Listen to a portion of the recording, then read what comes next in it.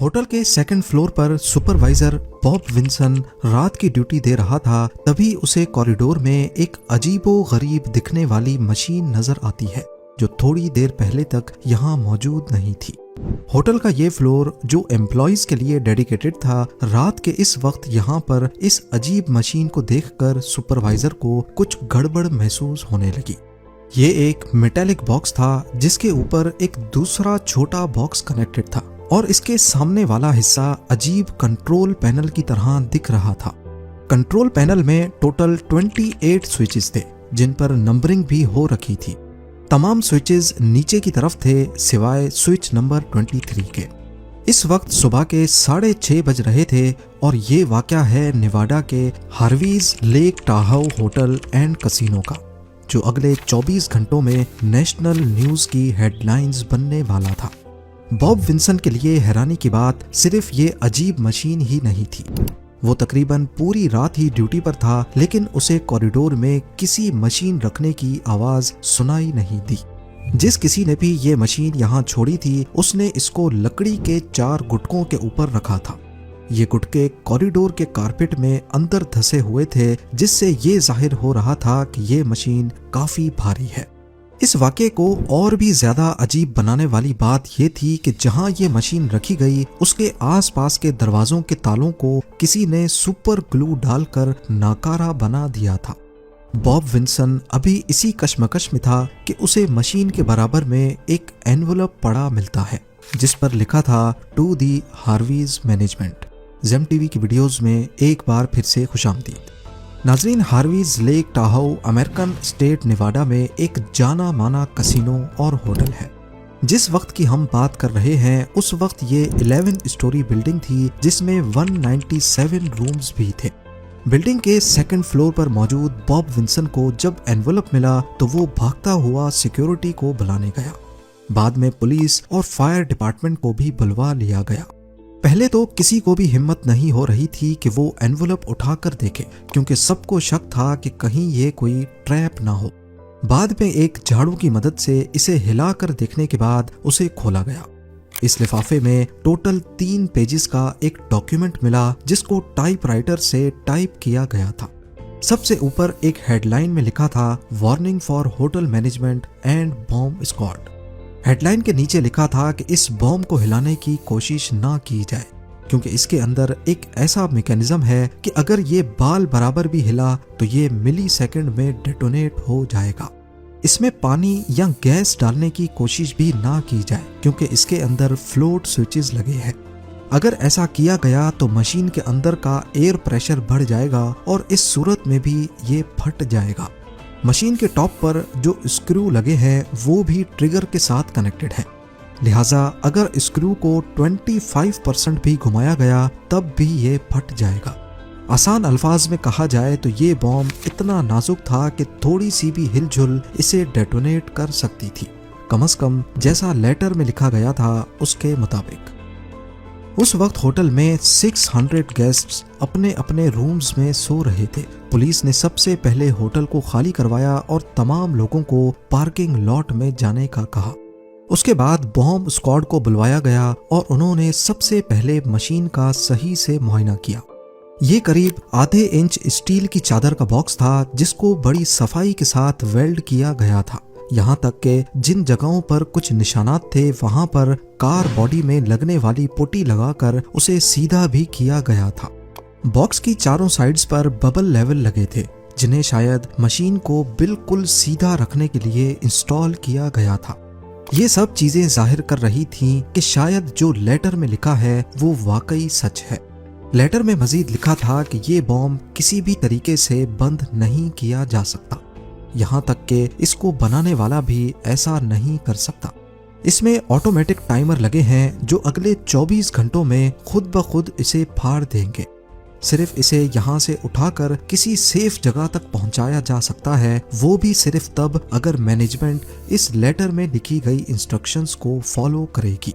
Law enforcement agencies और bomb squad ने मामले की नज़ाकत को देखते हुए ऐसा कोई कदम नहीं उठाया जिससे ये बॉम्ब फटने का खतरा हो। सबसे पहले उन्होंने बॉक्स के ऊपर किसी भी फिंगरप्रिंट को ढूंढने की कोशिश की, लेकिन उनको कुछ नहीं मिला। फिर उन्होंने हर तरफ से उसकी फोटोज खींची और स्पेशल एक्सरे मशीन से उसका एक्सरे किया ताकि ये पता लगाया जा सके कि इसके अंदर वाकई कुछ है भी या सिर्फ ये कोई धोखा है। जब तक एक्सरे डेवलप होता, उन्होंने एक स्टेथोस्कोप को बॉक्स की बॉडी पर लगाया और गौर से कुछ सुनने लगे। इसके अंदर कुछ तो ऐसा जरूर था जिसकी आवाज आ रही थी। बॉक्स के अंदर कोई चीज मुसलसल हिल रही थी। लेटर में दावा किया गया था कि बॉक्स के अंदर TNT मौजूद है, पर आखिर कितना? इसका लेटर में एक जगह इशारा दिया गया था कि अगर बॉम्ब फट गया तो रोड के पार मौजूद वाले कसीनो को भी अच्छा खासा नुकसान होगा। और ये अल्फाज भी लिखे थे जिनका तर्जुमा है, आपको मशवरा दिया जाता है कि लोगों को इस बॉम्ब के 1200 फीट रेडियस से दूर ले जाएं। पुलिस ऑफिसर्स ने आसपास बिल्डिंग्स को भी खाली करवा लिया, होटल की गैस पाइपलाइन बंद कर दी और कसिनो के एम्प्लॉयज ने लाखों डॉलर्स का कैश भी कहीं और शिफ्ट करना शुरू कर दिया। FBI के एजेंट्स भी मौके पर पहुंच गए और उन्होंने पास की बिल्डिंग में इस ऑपरेशन का कमांड एंड कंट्रोल सेंटर बना दिया। पुलिस और लॉ एनफोर्समेंट एजेंसीज के चेहरे चीख चीख कर बता रहे थे कि मामला जितना दिख रहा है उससे भी ज्यादा सीरियस है। पर आखिर जिसने भी ये बॉम्ब यहाँ रखा था उसकी डिमांड्स क्या थी?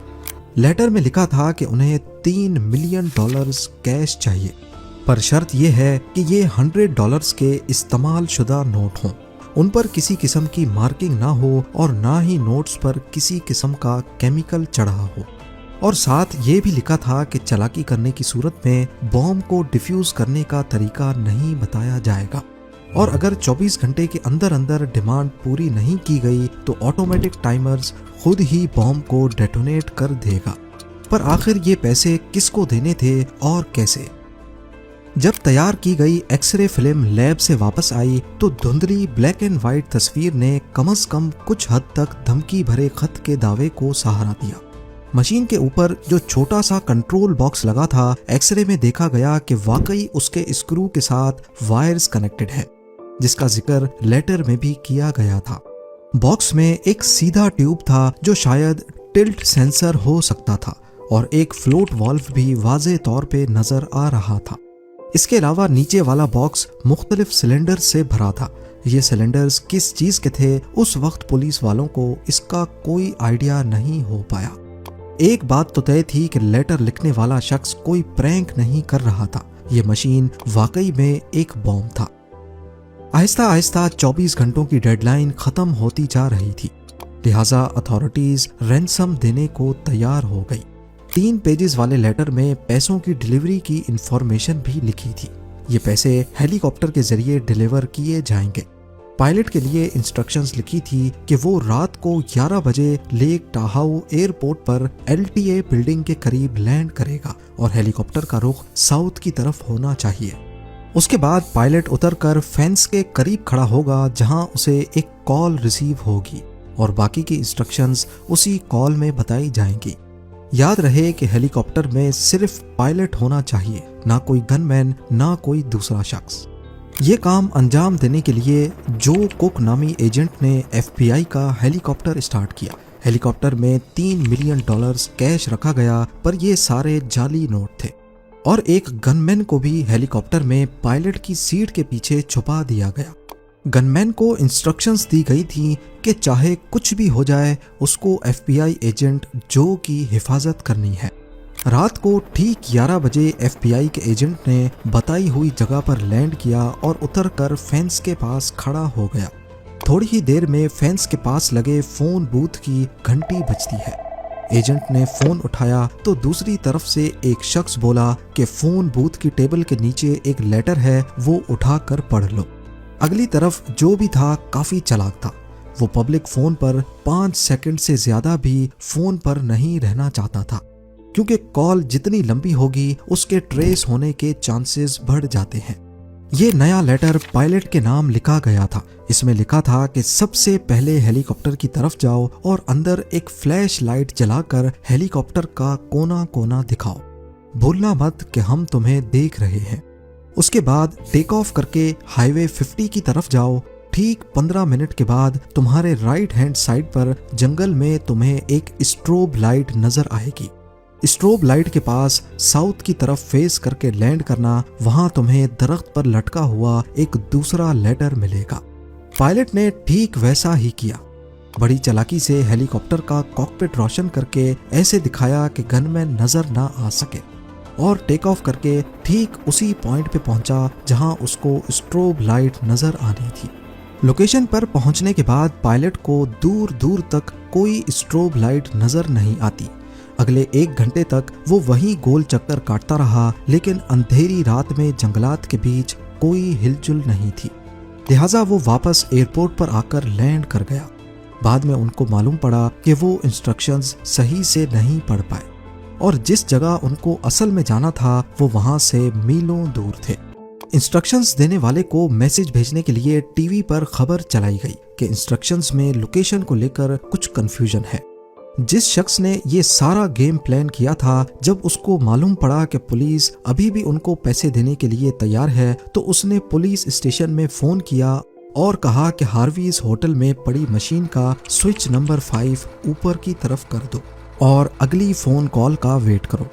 शायद वो नया प्लान बनाने के लिए कुछ टाइम खरीदना चाहता था, तभी उसने डमी स्विच को ऊपर करने का कहा, पर अब बहुत देर हो चुकी थी। इस वक्त सुबह के 6:40 हो रहे थे, यानी बॉम्ब को होटल में पड़े अब 24 घंटों से ज्यादा हो चुके थे। पर डेडलाइन खत्म होने के बाद भी ये फटा नहीं था। ये एक पॉजिटिव बात थी। उधर कमांड एंड कंट्रोल सेंटर में मौजूद FBI, पुलिस, बॉम्ब स्क्वाड और फायर डिपार्टमेंट की टीम्स का अंदाजा था कि इस बॉक्स में ज्यादा से ज्यादा 1000 पाउंड्स का TNT हो सकता है। वो सारी कैलकुलेशंस करके बैठे थे कि अगर इसको यहीं होटल में फाड़ा जाए तो बिल्डिंग के पिलर्स को नुकसान नहीं होगा, ज्यादा से ज्यादा फ्लोर के इंटीरियर को नुकसान होगा। लिहाजा उन्होंने बॉम्ब के बराबर में एक छोटा बॉम्ब कंट्रोल बॉक्स के साथ फिट किया। प्लान ये था कि ये प्लास्टिक बॉम्ब फटते ही कंट्रोल बॉक्स को नाकारा बना देगा और ऐसे शायद TNT डेटोनेट ना हो सके। सारी तैयारी मुकम्मल हो चुकी थी। आसपास की बिल्डिंग्स को खाली करवाया गया और बॉम्ब को फाड़ने की तैयारी की गई। इस वक्त 27 अगस्त दोपहर के 3:45 हो रहे थे। पूरा हजूम 1 किलोमीटर दूर खड़ा ये मंजर देख रहा था और न्यूज आउटलेट्स इस मंजर को रिकॉर्ड कर रहे थे। इतने में फायर इन द होल की आवाज आई और रिमोट कंट्रोल का बटन दबा दिया गया। कॉरिडोर में पड़ी मशीन झटके की वजह से डेटोनेट हुई और बॉम्ब ब्लास्ट हो गया। पर जैसा लेटर में लिखा गया था, इसके अंदर TNT नहीं था, बल्कि बाद में चेक करने पर मालूम पड़ा कि इसमें डायनामाइट था, जिसका धमाका TNT के मुकाबले में काफी कम होता है। पर आखिर ये बॉम्ब रखने वाला शख्स था कौन? इन्वेस्टिगेशन में मालूम पड़ा कि हार्वी होटल एंड कसिनो में बॉम्ब प्लांट करने वाला शख्स 58 इयर्स का जॉन बिर्गीस था और उसके दोनों बेटे उसकी इस काम में मदद कर रहे थे। वो इसी कसिनो में अपनी जिंदगी भर की जमा पूंजी गवा चुका था और तभी उसने होटल के मालिक से पैसे निकलवाने के लिए ये सारा प्लान बड़ी चालाकी से बनाया। बाद में मालूम पड़ा कि जॉन बिर्गीस का प्लान कैश समेत हेलीकॉप्टर को ही चुराना था।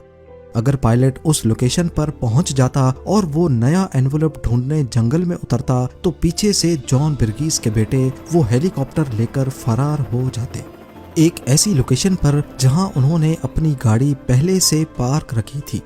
जॉन बिर्गीस को 20 साल की कैद सुनाई गई, जबकि उसके बेटों को पुलिस की मदद करने के बदले में माफ कर दिया गया। 1996 में जॉन बिर्गीस की लिवर कैंसर में मौत हो गई। इस वाक़े के बाद होटल के मालिक ने हार्वीज होटल को रेनोवेट करवाया और एक नए डिजाइन और ज्यादा रूम्स के साथ दोबारा लॉन्च किया। उम्मीद है जेम टीवी की ये वीडियो भी आप लोग भरपूर लाइक और शेयर करेंगे। आप लोगों के प्यार भरे कमेंट्स का बेहद शुक्रिया। मिलते हैं अगली शानदार वीडियो में।